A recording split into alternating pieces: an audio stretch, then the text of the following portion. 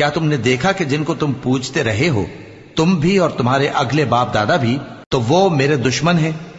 مگر